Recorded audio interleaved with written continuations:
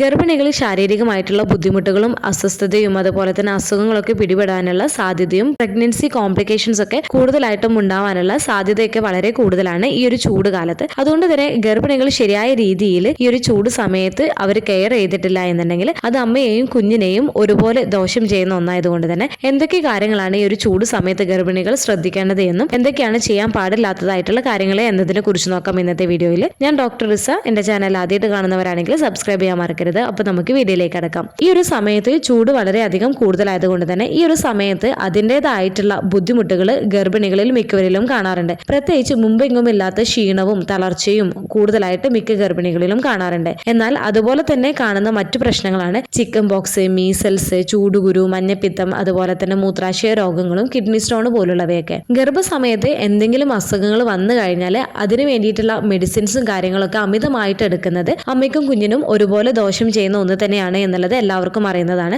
അതുകൊണ്ട് നമ്മൾ എന്താണ് ചെയ്യേണ്ടത്? ഇവയൊന്നും വരാതിരിക്കുന്നതിന് വേണ്ടിയിട്ട് നമ്മൾ എന്തൊക്കെയാണ് ശ്രദ്ധിക്കേണ്ടത് എന്നുള്ള കാര്യങ്ങളിലാണ് നമ്മൾ കൂടുതലായിട്ടും ശ്രദ്ധ കൊടുക്കേണ്ടത്. അപ്പോൾ ഈ ഒരു വേനൽക്കാലം ആയതുകൊണ്ട് തന്നെ ഗർഭിണികൾ എന്തൊക്കെയാണ് ശ്രദ്ധിക്കേണ്ടത് എന്നതിനെ കുറിച്ച് നോക്കാം. ഫസ്റ്റ്, നിങ്ങൾ ഏറ്റവും പ്രധാനമായിട്ടും ശ്രദ്ധിക്കേണ്ടത് നിർജ്ജലീകരണം സംഭവിക്കാതിരിക്കുന്നതിന് വേണ്ടിയിട്ട് നിങ്ങൾ ശ്രദ്ധിക്കേണ്ടതാണ്. വെള്ളം കുടിക്കുന്നത് കുറവാണ് എന്നുണ്ടെങ്കിൽ നിങ്ങൾക്ക് നിങ്ങളുടെ ശരീരത്തിൽ നിർജ്ജലീകരണം സംഭവിക്കുകയാണ് എന്നുണ്ടെങ്കിൽ അത് നിങ്ങൾക്ക് തലവേദന, ക്ഷീണം, തളർച്ച, ഓക്കാനം, അതുപോലെ തന്നെ നിങ്ങൾക്ക് ഉന്മേഷക്കുറവിനും ശരീരവേദനയ്ക്കൊക്കെ കാരണമാവുകയും അതുപോലെ തന്നെ നിങ്ങളുടെ കുഞ്ഞു കിടക്കുന്ന അമ്നിയോട്ടിക് ഫ്ലൂയിഡിന്റെ ഒക്കെ വെള്ളം കുറയുന്നതിനൊക്കെ ഇടയാക്കുകയും ചെയ്യുന്നതാണ്. അതുപോലെ തന്നെ യൂറിനറി ഇൻഫെക്ഷൻ പോലുള്ളവയൊക്കെ കൂട്ടുന്നതിനും അതുപോലെ തന്നെ കിഡ്നി സ്റ്റോൺ പോലുള്ളവയൊക്കെ ഉണ്ടാക്കുന്നതിനൊക്കെ ഇടയാക്കുകയും ചെയ്യുന്നതാണ്. അതുകൊണ്ട് തന്നെ ധാരാളം വെള്ളം കുടിക്കുന്നതിന് വേണ്ടിയിട്ട് ഈ ഒരു സമയത്ത് നിങ്ങൾ ശ്രദ്ധിക്കേണ്ടതാണ്. മിനിമം നിങ്ങൾ ഒരു 2.5 ലിറ്റർ വെള്ളമെങ്കിലും കുടിക്കുന്നതിന് വേണ്ടിയിട്ട് ശ്രദ്ധിക്കേണ്ടതാണ്. കൂടുതലായിട്ടും ഈ ഒരു സമയത്ത് ചൂട് കൂടുതലായതുകൊണ്ട് തന്നെ വിയർപ്പൊക്കെ കൂടുതലായിട്ടും ഈ ശരീരത്തിലൂടെ പോകുന്നത് കൊണ്ട് തന്നെ ധാരാളം വെള്ളം കുടിക്കുന്നതിന് വേണ്ടിയിട്ട് ശ്രദ്ധിക്കുക. അത് നിങ്ങൾ ഇടയ്ക്കിടയ്ക്ക് നിങ്ങൾ വെള്ളം കുടിക്കുന്നതിന് വേണ്ടിയിട്ടും അതുപോലെ തന്നെ അത് ജ്യൂസ് ആയിട്ടോ അല്ലെങ്കിൽ വെള്ളം അടങ്ങിയിട്ടുള്ള ഫ്രൂട്ട്സ് ഐറ്റംസ് അതുപോലെ തന്നെ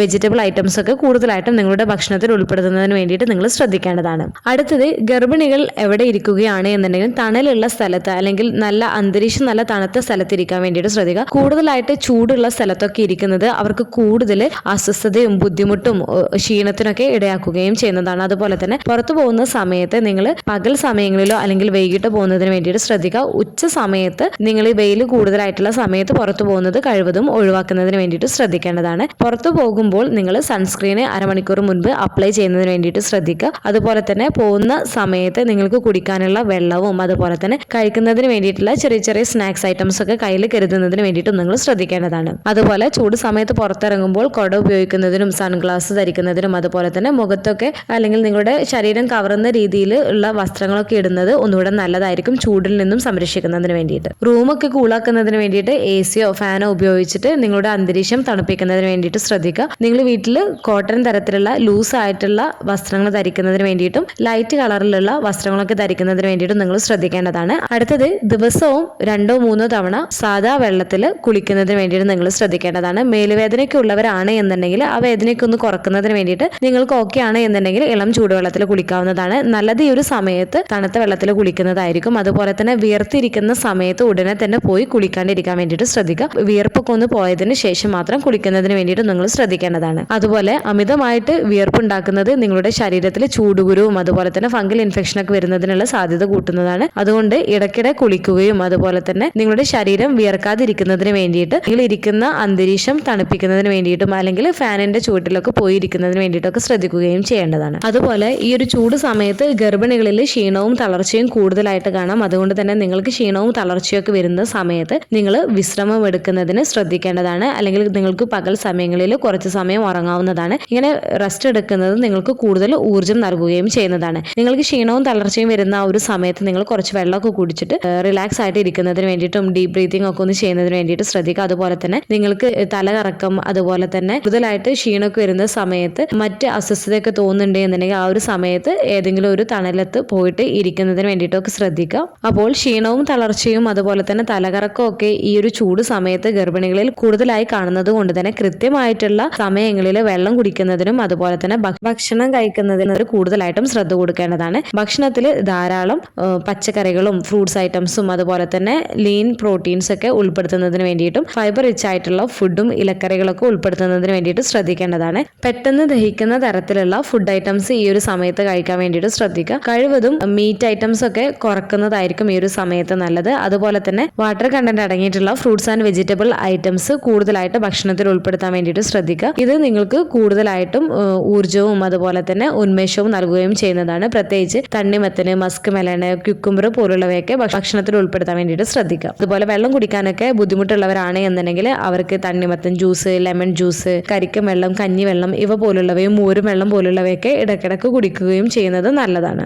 അടുത്തത് പ്രഗ്നൻസി പീരീഡിൽ നിങ്ങൾക്ക് എക്സസൈസും കാര്യങ്ങളൊക്കെ ചെയ്യാൻ പറഞ്ഞിട്ടുള്ളവരാണ് എന്നുണ്ടെങ്കിൽ, അല്ലെങ്കിൽ എക്സസൈസും കാര്യങ്ങളൊക്കെ ചെയ്യുന്നത് പ്രോബ്ലം ഒന്നുമില്ല എന്ന് പറഞ്ഞിട്ടുള്ളവരോടാണ് എന്നുണ്ടെങ്കിൽ, നിങ്ങൾക്ക് പകൽ സമയങ്ങളിൽ തണുത്ത അന്തരീക്ഷത്തിൽ ഇരുന്നുകൊണ്ട് പകൽ സമയങ്ങളിലോ അല്ലെങ്കിൽ ഈവനിങ് സമയത്തൊക്കെ നിങ്ങൾക്ക് ചെറിയ രീതിയിൽ എക്സസൈസ് ചെയ്യാവുന്നതാണ്. കൂടുതലായിട്ടും ശരീരം ക്ഷീണിപ്പിക്കുന്ന തരത്തിലുള്ള എക്സസൈസ് ഈ ഒരു സമയത്ത് കഴിവതും ചെയ്യാതിരിക്കുന്നതായിരിക്കും കൂടുതലും നല്ലത്. പിന്നെ പ്രത്യേകം ശ്രദ്ധിക്കേണ്ട കാര്യമാണ്, അമിതമായിട്ടുള്ള ചൂടിന്റെ ലക്ഷണങ്ങളായിട്ടുള്ള അമിതമായിട്ട് വിയർക്കുന്നുണ്ട്, തലകറക്കമുണ്ട്, ഓക്കാനം, അതുപോലെ തന്നെ നിങ്ങൾക്ക് ബലമില്ലായ്മ പോലെയുള്ളവയൊക്കെ അനുഭവപ്പെടുകയാണ് എന്നുണ്ടെങ്കിൽ നിങ്ങൾ വിശ്രമിക്കുകയും വെള്ളമൊക്കെ ധാരാളം കുടിക്കുന്നതിന് വേണ്ടിയിട്ട് നിങ്ങൾ ശ്രദ്ധിക്കേണ്ടതാണ്. എന്നിട്ടും നിങ്ങൾക്ക് മാറ്റമൊന്നും കാണുന്നില്ല, നിങ്ങൾക്ക് കൂടുതലായിട്ടും ക്ഷീണവും തളർച്ചയും അതുപോലെ തന്നെ ബലഹീനതയൊക്കെ അനുഭവപ്പെടുന്നുണ്ട് എന്നുണ്ടെങ്കിൽ തീർച്ചയായിട്ടും നിങ്ങൾ ഡോക്ടറെ കാണിക്കുന്നതിന് വേണ്ടിയിട്ടും ശ്രദ്ധിക്കേണ്ടതാണ്. ഈ ഒരു സമയത്ത് ചില ആളുകൾക്ക് നീരൊക്കെ കൂടുതലായിട്ട് കാണാം. അങ്ങനെയാണ് എന്നുണ്ടെങ്കിൽ കൂടുതൽ സമയം നിൽക്കുന്നതും കൂടുതൽ സമയം ഇരിക്കുന്നതൊക്കെ അവോയ്ഡ് ചെയ്യുകയും കിടക്കുന്ന സമയത്ത് കാലൊക്കെ പൊക്കി വെച്ചിട്ട് ചെറിയ രീതിയിൽ പൊക്കി വെച്ചിട്ട് കിടക്കുകയും സ്റ്റൂളിലൊക്കെ ഇരിക്കുന്ന സമയത്ത് ചെറിയൊരു ഫുഡ് സ്റ്റൂളൊക്കെ ഉപയോഗിച്ചിട്ട് കാല് പൊക്കി വെക്കുന്നതിനൊക്കെ വേണ്ടിയിട്ട് നിങ്ങൾ ശ്രദ്ധിക്കുകയും ചെയ്യേണ്ടതാണ്. കറക്റ്റായിട്ട് ഡോക്ടേഴ്സ് പറഞ്ഞിട്ടുള്ള സമയത്ത് നിങ്ങൾ ഡോക്ടേഴ്സിനെ കാണിക്കുന്നതിന് വേണ്ടിയിട്ടും നിങ്ങൾ ശ്രദ്ധിക്കേണ്ടതാണ്. ഈ ഒരു സമയത്ത് നിങ്ങൾക്ക് ശാരീരികമായിട്ടുള്ള ബുദ്ധിമുട്ടുകളും കാര്യങ്ങളൊക്കെ എന്തെങ്കിലും അനുഭവപ്പെടുന്നുണ്ട് അല്ലെങ്കിൽ പ്രത്യേകമായിട്ട് എന്തെങ്കിലും കൺസേൺ ഉണ്ട് എന്നുണ്ടെങ്കിൽ അതൊക്കെ നിങ്ങളുടെ ഡോക്ടേഴ്സിനോട് പറയുന്നതിന് വേണ്ടിയിട്ടും നിങ്ങൾ ശ്രദ്ധിക്കേണ്ടതാണ്. ഡോക്ടേഴ്സ് നൽകിയിട്ടുള്ള പ്രീനാറ്റൽ വൈറ്റമിൻസും കാര്യങ്ങളൊക്കെ കറക്റ്റായിട്ട് കൃത്യസമയത്തിനുള്ളിൽ എടുക്കുന്നതിന് വേണ്ടിയിട്ടും നിങ്ങൾ ശ്രദ്ധിക്കേണ്ടതാണ്.